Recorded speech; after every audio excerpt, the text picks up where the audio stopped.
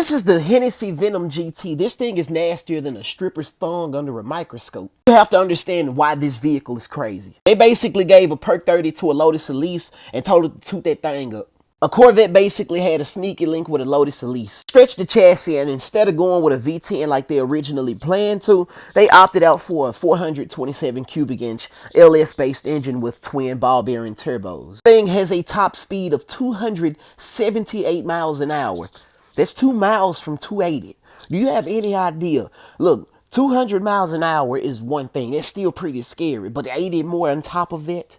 This thing makes 1,100 pound-feet of torque.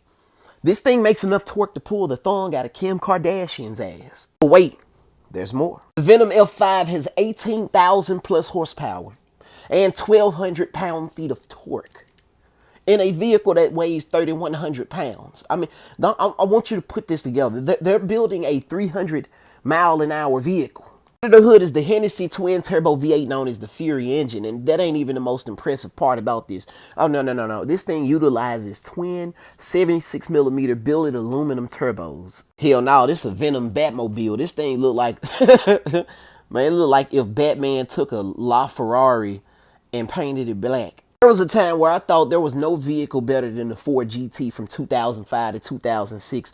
This here was an animal.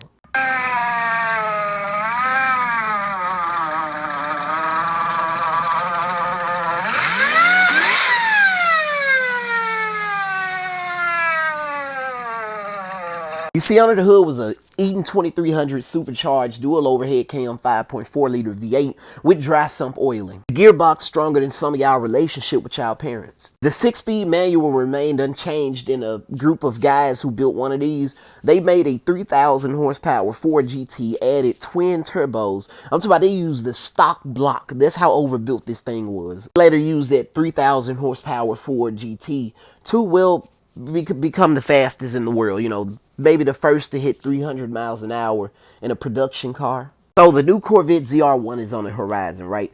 I'm interested in seeing what Hennessy gonna do to these things, because y'all already know Hennessy, they get their hands on vehicles and make several more hundreds of horsepower, you know, than the factory versions they be building on, right? So the C8 ZR1 is gonna have maybe 900 horsepower, you know, 850 horsepower maybe.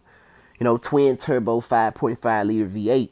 And I'm interested in seeing, like, you know, how much more power you can get out of it. And, you know, if they figured out those transmission issues with these C8 Corvettes.